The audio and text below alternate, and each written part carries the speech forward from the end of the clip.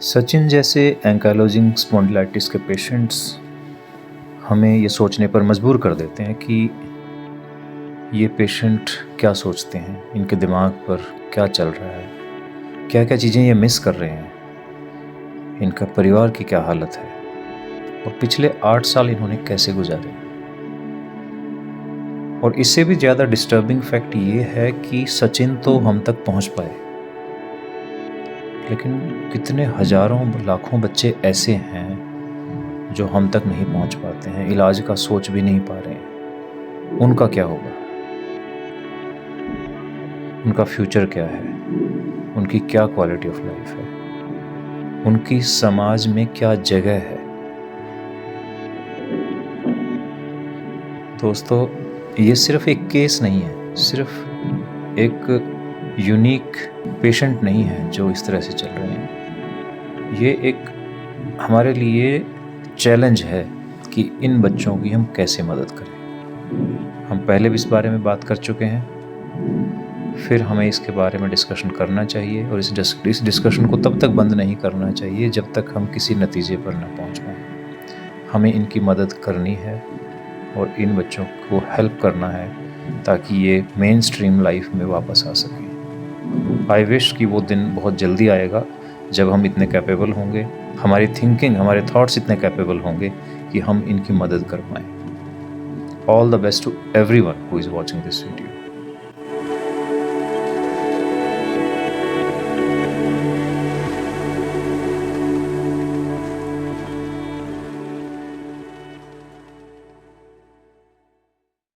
Okay, तो सचिन कुमार झारखंड से हैं। झारखंड में कहाँ?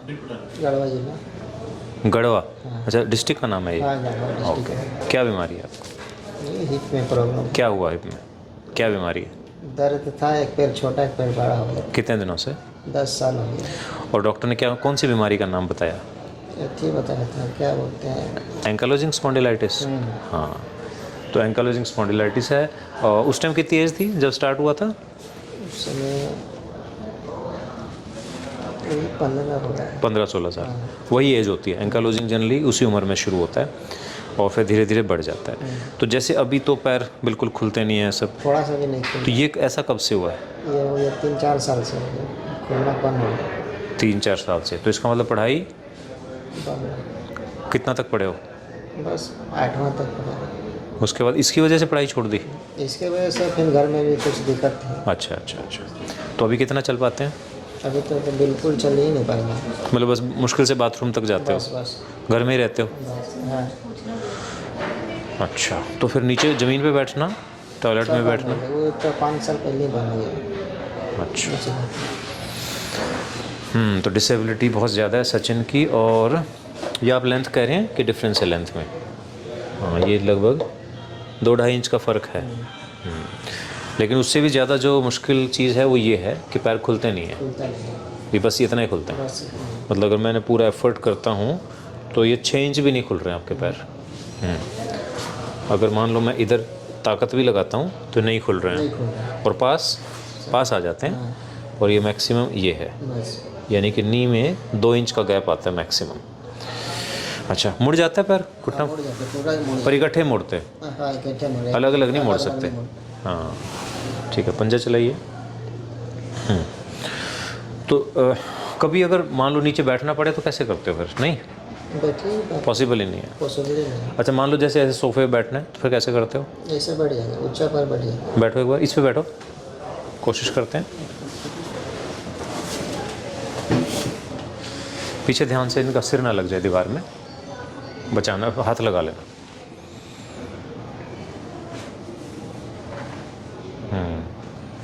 अच्छा, मतलब बस ट्रेन में से बैठ जाते हो आराम से। खड़े होइए। ओके, आइए। तो सचिन के केस में जो चैलेंज है वो ये है कि ज़्यादा चलते फिरते नहीं हैं। बंद हो गया पूरा। तो उससे क्या होता है कि आपकी बोन और मसल्स दोनों कमज़ोर पड़ जाती हैं। तो जब हम काम करते हैं तो हमें बहुत केयरफुली चलना पड़ता है, क्योंकि हड्डी के टूटने के चांस रहते हैं बहुत ज़्यादा। एक चीज़। दूसरा, जब हम ठीक कर देंगे हड्डी ठीक हो जाएगी, लेकिन मसल्स को आदत ही नहीं है चलने की। इतने दिनों से जाम हो गया ना पूरा, तो मसल्स वीक हो जाती हैं।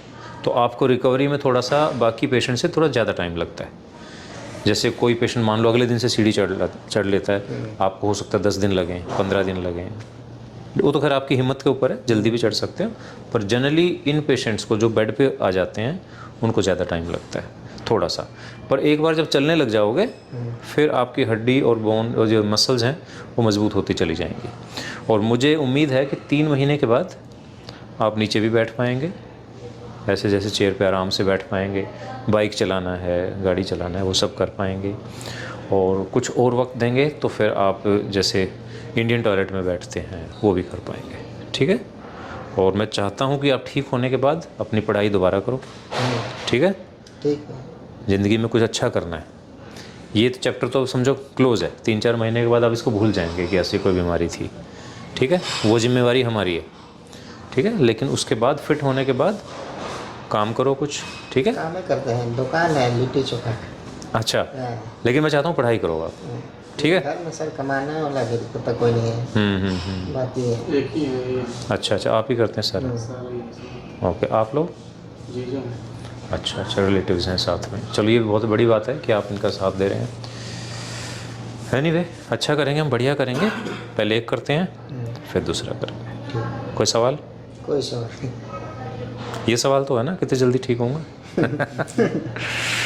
चलो, ऑल द बेस्ट। चलो, सुबह मिलते हैं। ठीक है। तो सचिन का हम ये एक्सरे देख रहे हैं बिफोर सर्जरी। तो इसमें आप देखेंगे पेल्विक टिल्ट है इतना, जो लेफ्ट साइड में पेल्विस है वो नीचे है, और दोनों हिप पूरा आर्थराइटिक है, जॉइंट स्पेस बिल्कुल नहीं है।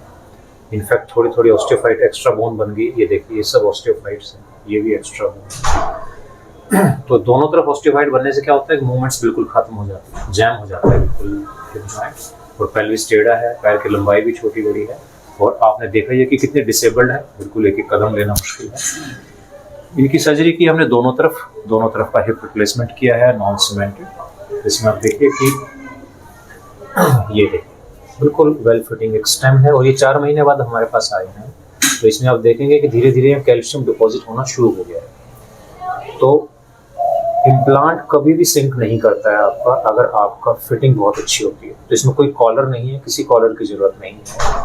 ओनली थिंग इज कि आपने जब रीम किया, जब ब्रोच किया इसको, तो ये बिल्कुल एग्जैक्ट साइज का होना चाहिए जितने साइज का इम्प्लांट डाल रहे हैं। अगर आप उसमें उस टेक्निक में अगर आप ठीक नहीं करते हैं, फिर आप कॉलर भी लगा दें तो भी सिंक कर जाता है इम्प्लांट। तो इसमें आप देखेंगे कि पूरा अब ये बिल्कुल वेल टेकन है दोनों इम्प्लांट इनके, और पेल्विस बिल्कुल स्क्वायर हो गया। अब जो लेंथ में डिफरेंस था वो भी खत्म हो गया।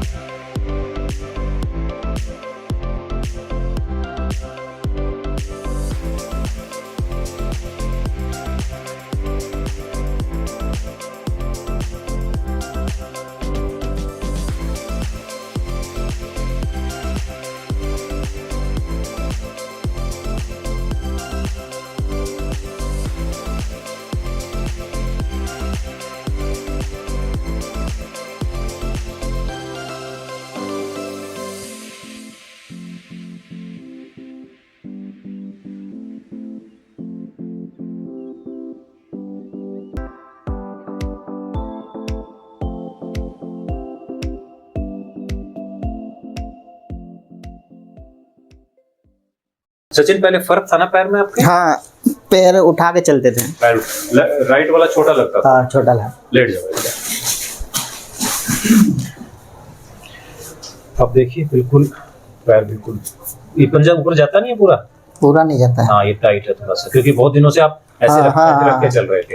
तो ये एक और ड्रॉबैक है, जब आपका पैर छोटा होता है तो ये मूवमेंट कम हो जाती है। एनीवे, अब पैर बिल्कुल बराबर है, और सबसे बड़ी बात है कि पैर अब खुलने शुरू हो गए, which is primary for these patients. और ये मूवमेंट्स अगर देखें तो बहुत अच्छे मूवमेंट हैं, बिल्कुल फ्री हैं, एक्सेलेंट। दोनों पैर मोड़ें, कमर उठाइए।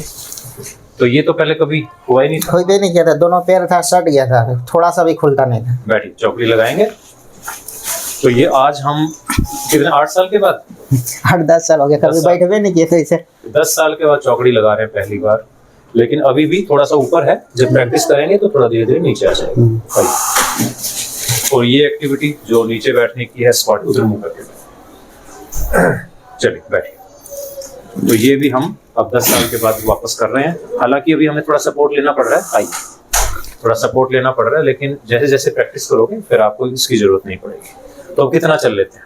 जितना जरूरत पड़ता है उतना चल लेते हैं। 1 किलोमीटर 2 किलोमीटर। अब दर्द की दवाई? दर्द की दवाई बंद हो गया। हाँ जी, आओ। बंद हो गया। आपने तो पहले भी देखा था इनको, तो क्या डिफरेंस लग रहा है आपको? बहुत अच्छा है पहले से। पहले से अच्छा है। जिस उम्मीद से हमारे पास आए थे, वो उम्मीद पूरा हो गया। झारखंड से आए थे, गढ़वा डिस्ट्रिक्ट से। हाँ, और हाँ बोलो बोलो, कुछ बोल रहे हो? तो इतना दर्द था कि मतलब घर से बाहर निकलना सब बंद हो गया था। हाँ, 26 साल उम्र है ना? 26 साल हो गया। तो 26 साल के बच्चे को आप घर में एक तरह से प्रिजनर की तरह रख रहे हैं, वो बाथरूम तक नहीं जा पा रहा है, क्योंकि जब मेरे पास आए थे तब आप उनको उठा कैसे लेके चलते थे, बाथरूम तक जाने के लिए भी मदद की जरूरत थी। विच इज वेरी डिसहार्टनिंग कि हमारे कंट्री में मेडिकल साइंसेज की इतनी अच्छी प्रोग्रेस भी है, अवेलेबिलिटी भी है, लेकिन समय रहते कई पेशेंट्स को ट्रीटमेंट नहीं मिल पाता है और उसकी वजह से पेशेंट के कई साल खराब हो जाते हैं। जैसे 8-10 साल आपने बताया, 8-10 साल खराब हो गया। तो 17-18 साल की उम्र से लेकर 26 साल तक, और ये इतना इम्पोर्टेंट टाइम होता है बच्चों का, इसमें पढ़ाई करना है, नौकरी करना, सब करना है। अच्छा, अब क्या सोचा आगे, क्या करना है? ये मेरा दुकान है, बिजनेस है। अच्छा, ठीक है ठीक है, अपना काम, बहुत अच्छी बात है। तो अपना देखो, एक्टिव हो गए हैं तो ज्यादा काम कर पाएंगे, है ना? और किसी की हेल्प की भी जरूरत नहीं है। कोई भी काम करो उसमें मेहनत करो और इतना करो कि मतलब लोग देखते रहें कि कैसे हो गए। ठीक है जी, तो we wish him all the best कि जिंदगी में अच्छा करें। और इनसे, सचिन से आपको सीख लेनी है कि अगर आपकी डिसेबिलिटी है, बीमारी है, तो उससे घबराना नहीं है, आपने रास्ता ढूंढना है, रास्ता मिलेगा। क्योंकि आजकल मेडिकल साइंस में बहुत प्रोग्रेस हो रही है, एवरी 6 मंथ, हर साल नई नई चीजें आ रही हैं। अगर आप थोड़ा सा खोज करेंगे, रिसर्च करेंगे, तो आपको रास्ता मिल जाएगा। लेकिन जब भी ट्रीटमेंट कराएं तो परफेक्ट ट्रीटमेंट कराएं। वो जो हाफ हार्टेड काम होते हैं ना कि आप ड्रिल करा रहे हैं, स्टेम सेल लगा रहे हैं, आयुर्वेदिक, एलोपैथिक, होम्योपैथिक दवाइयाँ खा रहे हैं, और जो लोग कहते हैं कि दवाई से ठीक हो जाएगा या मालिश से ठीक हो जाएगा, वो चीजें नहीं करनी है। तो प्लीज साइंटिफिकली चलें, लॉजिकली चलें, आपको रास्ता मिलेगा। ठीक है जी, all the best, thank you, आपने बहुत मदद की इसकी।